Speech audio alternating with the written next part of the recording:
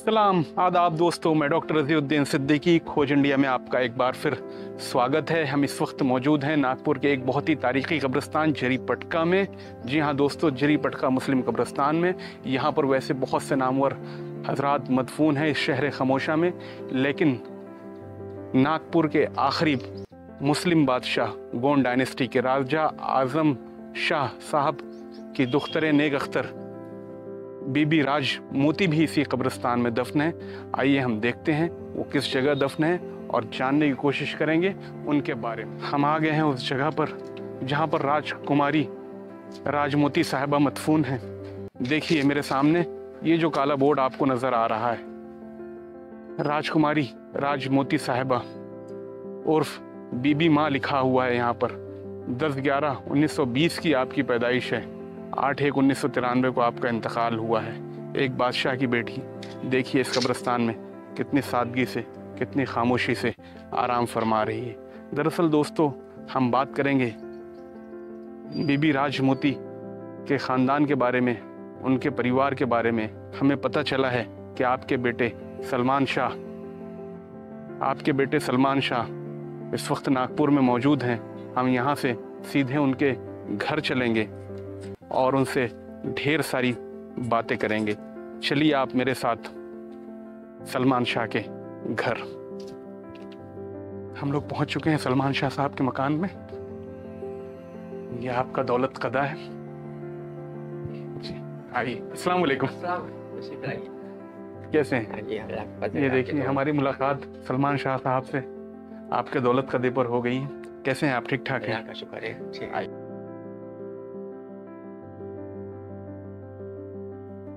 बातचीत के सिलसिले को हम सलमान शाह साहब से आगे बढ़ाएंगे जी, और आपसे बहुत सारी तफसीलात जानने की कोशिश करेंगे उस अजीम खानदान के बारे में जिसके चश्मो चिराग आप। सलमान साहब, सबसे पहले मैं आपसे ये जानना चाहूंगा कि आपकी वालदा का क्या नाम था? हमारी वालदा का राजकुमारी राजमोती साहिबा। आपकी पैदाइश नागपुर की इसी बंगले, इसी जगह पर? 1944। आपको याद है आपकी वालदा की पैदाइश कब की थी? जी हाँ, अम्मी की पैदाइश थी 1920 की। 1920 1920 में? जी हाँ। तो अम्मी की जो पैदाइश हुई वो यहाँ हुई थी कि किले में हुई? नहीं, अम्मी की पैदाइश यही इसी बंगले टाकली हाउस में हुई थी। जी हाँ। आपके नाना हुजूर का क्या नाम था? हमारे नाना हुजूर का नाम राजा मोहम्मद आजम शाह। एक हमने बातें सुनी है आपके नाना हुजूर के बारे में कि आपकी वालदा की पैदाइश, ऐसा लोग कहते हैं कि सरकार ताजुल औलिया जो नागपुर के मशहूर बुजुर्ग थे, जी जी हैं, बल्कि सारी दुनिया में मकबूलियत है उनकी दुआओं का नतीजा था। क्या ये सच? हाँ, उनकी दुआओं का बहुत ज़्यादा नतीजा था। अल्लाह का, क्योंकि उस वक्त बाबा साहब का यहाँ नागपुर में और इस बंगले से बहुत ताल्लुक थे राय साहब से, आना जाना था। बाबा साहब इस बंगले में आया करते थे, उनके लिए टागा मुकर्रर था। तो आप नीचे पायदान पे बैठते थे पैर लटका के, तो लोग बोलते थे कि बाबा साहब आप ऊपर बैठिए। आप नहीं बोलते, ऊपर राजा बैठता, पर नहीं बैठते। ये उनके वर्ड थे, ऊपर राजा बैठता, पर नहीं बैठते। ये उनके वर्डिंग्स थे। फिर आते थे तो नाना बाबा एकदम इस्तेमाल के लिए जाते थे, मेरा चांद कहते थे। तो मतलब सरकार ताजुल औलिया हज़रत बाबा ताजुद्दीन रहमतुल्लाह अलैह जो थे, वो आपके नाना को मेरा चांद तो बहुत मोहब्बत करते थे। आपकी अम्मी ने आपको बताया होगा, अक्सर माँ बच्चों से बताती है कि जब आपकी वालदा की पैदाइश हुई तो उस वक्त घर में माहौल कैसा था? उस वक्त तो यहाँ छावनी के बड़े बड़े 1-2 रईस लोग थे, और मतलब हाजी रफ़ीउद्दीन साहब, हाजी गनी साहब, हाजी यकीनुद्दीन साहब, इकरामुद्दीन साहब, इनके यहाँ सब बंगले थे यहाँ पर कुजला में। भी ये लोग इधर छत्तीसगढ़ के लोग थे, बंगले यहाँ बनाए थे। वहाँ उनका खैरागढ़ के लोग जो थे? नहीं, ये इधर थे खैरागढ़ रियासत के भी लोग यहाँ पर मौजूद थे। यहाँ रायगढ़, खैरागढ़, कोमा खान के, पलसगढ़ वाले राजा हाजी गनी खान, हाजी गनी जो थे, ये डोंगरगढ़ के बहुत रईस थे। मरमुंदा डोंगरगढ़ के थे, हमारे रईस थे। और इन लोगों को पत्तों का उस वक्त पीले पत्तों का था, और बंगले यहाँ बना लिए थे। वहाँ उनका बहुत बड़ा कारोबार था। तो उनको घर में ये पता चला था कि भाई ये शोर कैसा शोर है, ये नागपुर में शोर कैसा। तो उन्होंने कहा कि राय साहब के यहाँ बेटी पैदा हुई। जी हाँ। तो बहुत खुशियां मनाई बहुत गई। खुशी मनाई गई थी उस वक्त, बहुत खुशी थी मनाई गई थी। आपकी पैदाइश कब की? हमारी पैदाइश 1944 की है, इसी बंगले में टाकली हाउस में। आप कितने भाई बहन? हम 2 भाई 2 बहन। मैं सलमान शाह, इरफान शाह, और हमारी बहन मीनू, उनका इंतकाल हो गया, और छोटी बहन अफरोज शाह। आपकी तालीम? हमारी तालीम बिशप कॉटन स्कूल में रही, KG 1 से वहाँ हुई, और हमारा एडमिशन डून स्कूल में हो गया था, देहरादून स्कूल में, डून स्कूल में। जी जी। तो वहाँ पर हमको अब बहुत यानी जाने ही नहीं दिया। नाना करते थे कि नहीं ये यहीं, मतलब बहुत चाहते थे मुझे, मगर हुकूमत ने मुझे वहाँ का एडमिशन करा दिए थे। तो वहाँ से फिर खत आते थे कि भाई सलमान को जल्दी भेजो, फीस भरी जा रही है। डोन स्कूल था कोई, बहुत मशहूर है। अच्छा, तो वहाँ उसकी तालीम है, और बहुत कोशिश कर रहे थे कि मैं किसी तरह से चले जाऊँ, मगर ना की वजह से मैं नहीं जा सका। तो फिर उन्होंने कहा कि वैसा करो, ये बिशप कॉटन में ही डालो। हमने किताबों में पढ़ा है कि आपकी वालदा जो थी वो भी बहुत ज़हीन थी, बहुत होशियार थी, और उनको आला तालीम के लिए आपके नाना ने अलीगढ़ भेजा था। क्या सच्चाई है इसमें? हाँ बिल्कुल सच्चाई है, नाना ने भेजा था, और यहाँ के जो हुकूमत थी जी, तो उन्होंने भी, अंग्रेज हुकूमत थी, उन्होंने भी उनको अब तालीम की बहुत उनकी करके उन्हें अलीगढ़ भेजा था। आपने सिक्के के दोनों पहलू देखे हैं। जी हाँ। बचपन आपका जो गुजरा वो एक ऐसा दौर था कि जब आपके खानदान की शान और शौकत का मकाम बहुत ऊंचा था, फिर उसके बाद आपने एक दौर वो भी देखा है कि आप लोगों को माशी एतबार से काफी तकलीफें हुई, तो कैसा महसूस होता है? एक जमाना था कि हम हाथी पे स्कूल जाते थे। जी हाँ, लक्ष्मी प्रसाद हाथी महावत शमशेर था, और हम हाथी पे स्कूल जाते थे। जब वहाँ जाते थे तो सब आया, और सब दौड़ के आ जाते थे, राजा का नाती आया, राजा का नाती आया, हमको उतारते थे वहाँ। और हमारी क्लास टीचर मिसेस बैरी थी उस वक्त, और हेड मास्टर थे मिस्टर शॉ थे। तो वहाँ हमारा सबसे अलग हमारी कुर्सी होती थी, बच्चे सामने बैठे थे, हमारी कुर्सी बिल्कुल टीचर की कुर्सी के साथ में रहती थी, और वहाँ हमारी तालीम हुई। मगर फिर हालात दर्द होता है। हाँ, जब फिर हालात तब 55 के बाद फिर वो सब देखता, फिर सोच के आंखें नम हो जाती होंगी। जब हम स्कूल चले जाते थे, सबसे पहले हमारा खाना निकाल के रख दिया जाता था। हमारे नाना राजा मोहम्मद आलिम शाह बोलते थे, पहले सलमान का खाना निकाल के रखो, फिर खाएंगे। तो यहाँ सिविल सर्जन और डॉक्टर होते थे, जब तक वो तपासते नहीं थे, और गार्जियन खाना खाता नहीं था। नाना के कंधे पर बैठे हैं? हाँ, नाना कंधे पर। और उस जमाने में यह कठपुतली का ये वो था, कठपुतली का बहुत जोर था। वो एक मशगला था, नहीं तो कोई, एक तो शिकार का था, शिकार, या फिर ये चीज। तो जब कठपुतली आती थी तो सामने पोस्ट के वहाँ पर कठपुतली बैठता था, हम नाना के गोद में बैठ के देखते रहते थे। नाना के साथ शिकार वगैरह पे भी गए हैं क्या बचपन? नाना के साथ शिकार करने की उनकी मेंटली उनके साथ नहीं करे। वो जो दौर था एक शान और शौकत का, एक शाही शान और शौकत का दौर था। उसके बाद फिर आज़ादी के बाद हालात बदले, जमींदारी खत्म हुई, वसाइल जो थे वो महदूद हो गए। तो उस दौर में और जब इस दौर में आप लोगों को एंट्री हुई, तो दोनों में क्या फर्क आपने महसूस किया? बहुत फर्क महसूस किया, मगर वालदा इतनी साबिर और शाकिर थी कि वो इस चीज को कैसे, कोई कमजोरी की बात हम करते थे तो मना करती थी कि बेटा कमजोरी की बात नहीं करते। अपन तारीखी किताबें कहती हैं कि आप का खानदान जो है वो राजा जाटबा से निकलता है, और आप लोग देवगढ़ के रहने वाले हैं। जी जी जी। तो कभी देवगढ़ जाना हुआ क्या आपका? हाँ, हमारा हकीका देवगढ़ में वहीं किया गया था। क्या कह रहे हैं आप? हमारा हकीका देवगढ़ में गया था। तो ददियाल से भी हमारे दादा गए थे, नाना सब गए थे, पूरा खानदान गया था, और वहाँ हमारे बाल उतारे गए थे। और हकीका हुआ था, 2 बकरे हुए थे। कहाँ, नीचे के ऊपर किले में? अंदर किले में, नीचे नहीं, अंदर किले में।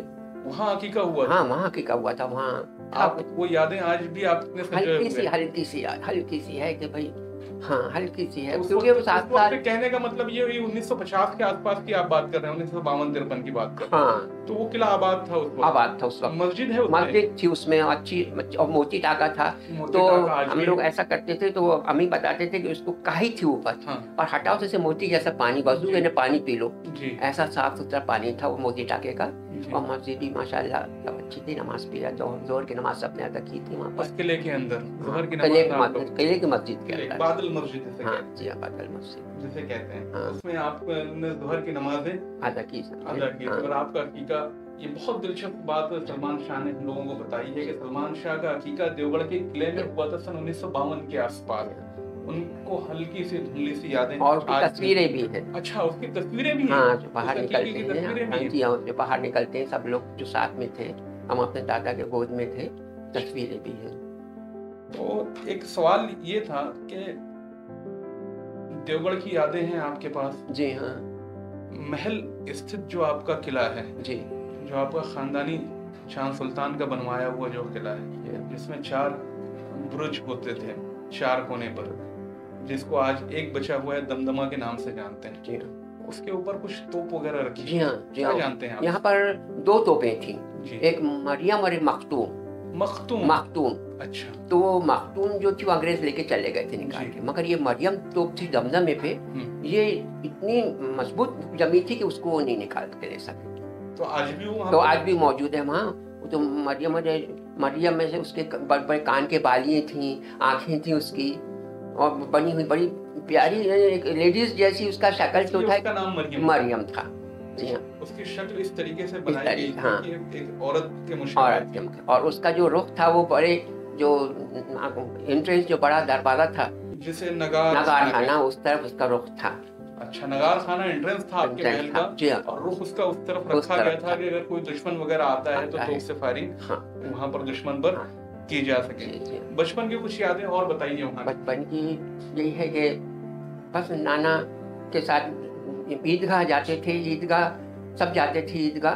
तो बोरियापुरा में यहाँ नमाज, रमजान की ईद और बकरीद, ये ईदें वहाँ होती थी। और जब तक नाना और हम नहीं जाते थे नमाज शुरू नहीं करते, जब हम पहुँच जाते थे घाटी पे तो हमारे नाना के हाथ में सोने के छोटे छोटे फूल और छोटे चांदी के फूल होते थे, तो वो ऐसा फेंकते जाते थे।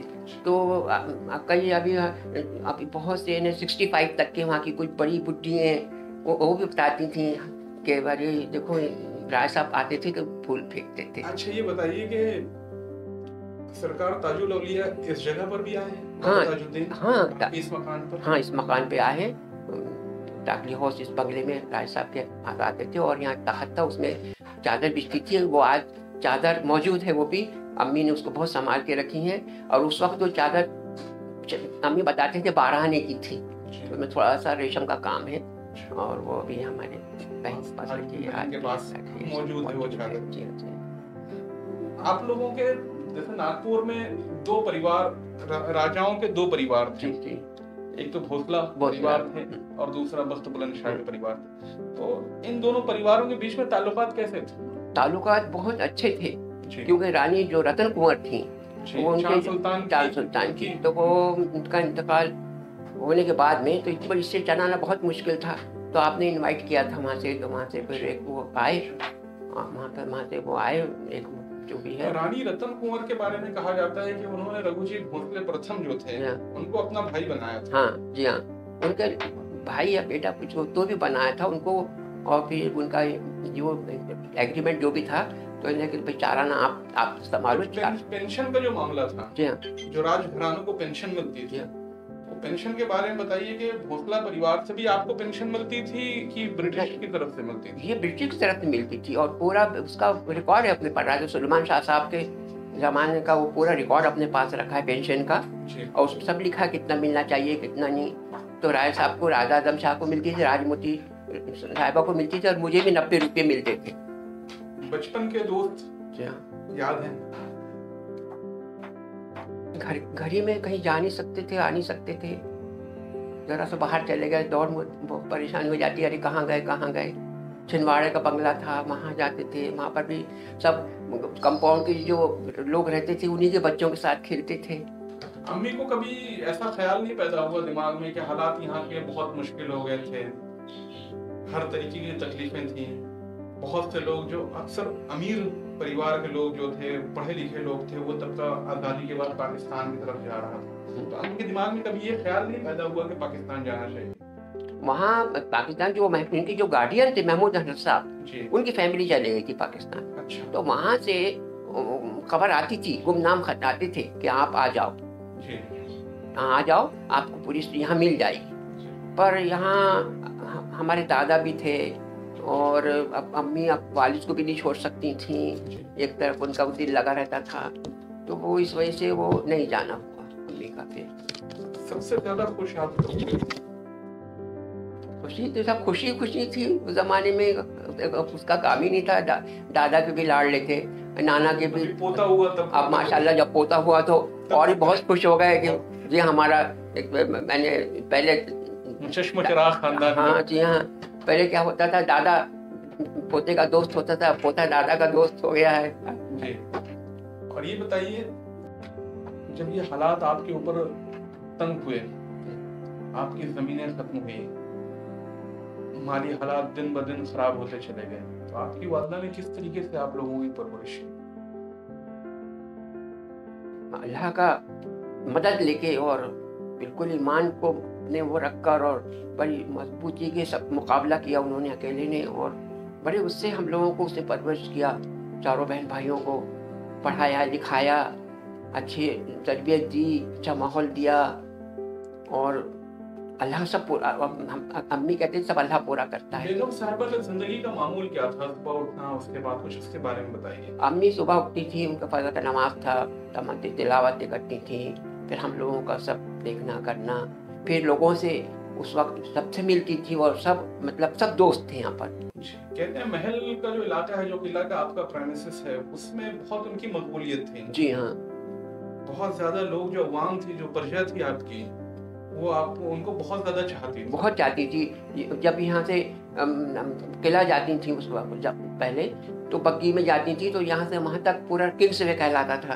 और राय साहब और अम्मी जाती थी तो बहुत से लोग यहाँ से छावनी के लोग, और उधर अपना ये जो ग्राउंड है केपी ग्राउंड, कस्तूचर पार्क कहलाता था, पहले मीना बाजार कहलाता था, वहाँ पर बोबड़े वकील साहब एस बोबड़े वो भी बचपन में आते थे, देखते थे कि आज राजमूती शाही सवारी निकलेगी, और उस वक्त में बहुत खूबसूरत दिखते थे और एक शान थी, तो वो शान देखने के लिए लोग उमड़ पड़ता था, बुद्ध के बुद्ध जाते थे वहाँ। और वह जब जैसे पहुँचते थे तो नगारे शुरू हो जाते थे नगार खानों में, बीमा राजमूती साहब आ गए, राय साहब आ गए, फिर लोग सब किले के मिलने आते थे, उनसे सब मुसाफ होते थे, फिर वहाँ खाना वाना होता था दोपहर का, फिर वो वापस हो जाते थे। आपके खानदान के बारे में जब तारीखी किताबों का मुताला करो तो गोरख शाह एक हुए हैं जी, उनके बेटे अक्सर तारीख की किताबों में वहाँ पर किले में भी उनके नाम गलत लिखे हुए हैं। जी हाँ, जैसे नाम लिखा हुआ है इस्लाम यार खान, दीदार यार खान, जबकि मैंने जो पढ़ा है बाद में आपके जरिए जो मुझे मालूमात हुई है,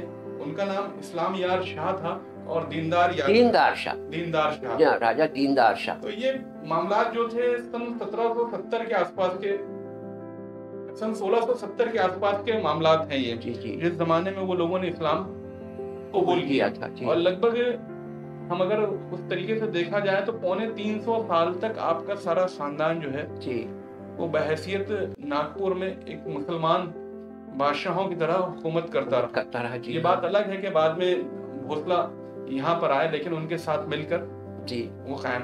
खानदान में एक वक्त ऐसा भी आया कि कुछ लोग जो थे आपके खानदान का कुछ हिस्सा जो था, वो लोग वापस से अपने पुराने मजहब की तरफ चले गए। जी हाँ। तो इस बात को लेकर बहन भाई में, यानी आपके मामू में और आपकी अम्मी में कुछ हालात वो हुए थे क्या? हाँ, उस वक्त फिर हालात यही हुए थे कि अम्मी ने यही कहा था, भैया आप हो रहे हो, बिल्कुल आप हो जाओ, हम आपको मुबारकबाद देते हैं, पर हम नहीं हो सकते क्योंकि हमारा खानदान जो मुस्लिम ही चला आ रहा है वो इसी मजहब में है और इसको हम कन्वर्ट नहीं कर सकते, इसी हालत में भी नहीं कर सकते। आज कैसे ताल्लुकात हैं? आज अच्छे ताल्लुकात सबसे, ये बहुत खुशी की बात है। सब बहुत अच्छे मिलते हैं। आपको आपका दीन मुबारक, हमारा दिन मुबारक। ताल्लुकात सब है। और जो ये हैं रघु जी महाराज, इनसे भी ताल्लुकात बहुत अच्छे हैं। मगो जी जाओ भोसले जो आज हैं, तो ये बहुत हमसे बहुत प्यार मोहब्बत करते हैं, बहुत चाहते हैं हमें और अपने करीब बिठाते हैं। और ये मुहर्रम के वक्त बाबा साहब की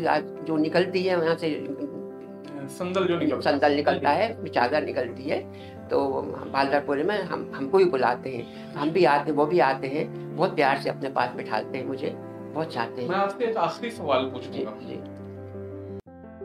नागपुर आज डेमोक्रेसी का जमाना है, लेकिन आप शाही खानदान से ताल्लुक रखते हैं। आप नागपुर के लोगों से क्या चाहते हैं? देखिए, हमारा ये एक दिली बात है कि नागपुर के लोग, एक जो खुशबूदार गुलदस्ता होता है जी वो है, और इसमें हर किस्म के फूल हैं। जी वो फूल हर मजहब है, जी। समझे ना। और उस मजहब क्या का बात है। आज भी मैं बहुत मतलब उनसे सबसे मोहब्बत करता हूँ, और उन सबको चाहता हूँ, सबको, समझे, सब मिलजुल कर रहें, अच्छे से रहें, प्यार से रहें, और नागपुर को उसको तवज्जो देके अच्छी खूबसूरती से बनाए, मोहब्बत क्या करें, बात। है ना। और मैं सबकी इज्जत करता हूँ। हम प्रजा हैं अभी इस वक्त, जी हाँ। आप बादशाह हैं, हमारे लिए कोई हुक्म? हाँ, मतलब आपके भी हुक्म है कि आप हमारे लिए मोहब्बत आ रही है, और बस हम ये चाहते हैं कि सब मोहब्बत से मिले, प्यार से मिले, अपन इज्जत रखें, अपन एक दूसरे की, प्यार रहे, बस ये सबसे बड़ी चीज़ तो ये है। ये आप देख रहे थे प्रिंस सलमान शाह से बहुत खूबसूरत बातचीत का सिलसिला आगे भी जारी रहेगा, और उस सिलसिले में हम लोग बात करेंगे, यानी अगले एपिसोड में बात करेंगे। इनके पास बेशकीमती ज़खायर आज भी मौजूद हैं जो खानदानी तौर पे इनके पास चले आ रहे हैं। देखने की कोशिश करेंगे कि इनके पास ऐसी कौन कौन सी चीजें मौजूद हैं जो इनके पुरखों की निशानियां हैं। अगले एपिसोड में आप जरूर इन चीजों को देखिए। मैं डॉक्टर रज़ीउद्दीन सिद्दीकी, खोज इंडिया, प्रिंस सलमान के साथ उनके दौलत कदे पर।